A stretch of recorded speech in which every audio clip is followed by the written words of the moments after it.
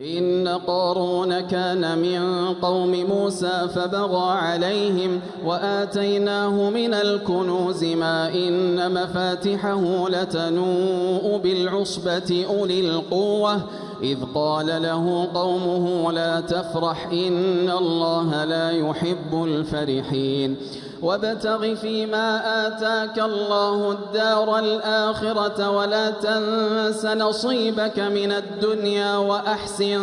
كما أحسن الله إليك ولا تبغ الفساد في الأرض إن الله لا يحب المفسدين قال إنما أوتيته على علم عندي أولم يعلم أن الله قد أهلك من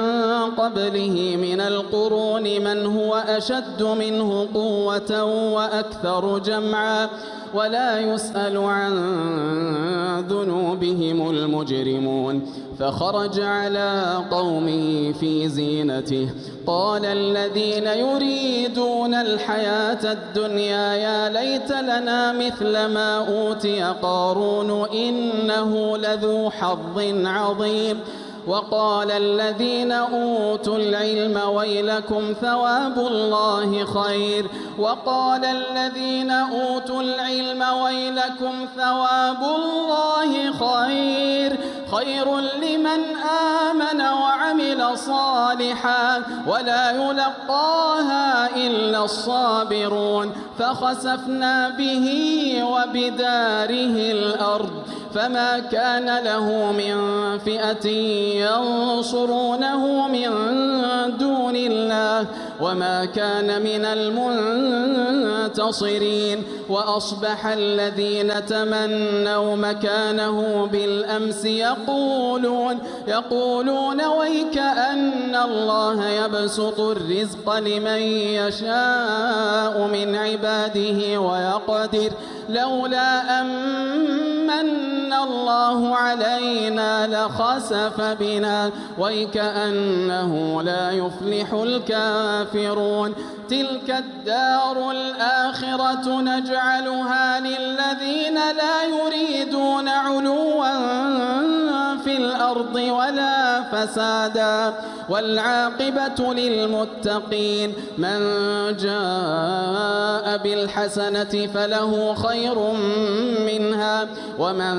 جاء بالسيئة فلا يجزى الذين عملوا السيئات إلا ما كانوا يعملون إن الذي فرض عليك القرآن لرادك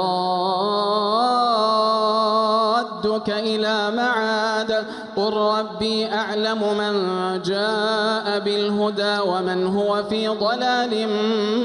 مبين وما كنت ترجو أن يلقى إليك الكتاب إلا رحمة من ربك فلا تكونن ظهيرا للكافرين ولا يصدنك عن آيات الله بعد إذ أنزلت إليك وادع إلى ربك ولا تكونن من المشركين ولا تدع مع الله إلها آخر لا إله إلا هو كل شيء هالك إلا وجهه له الحكم وإليه ترجعون.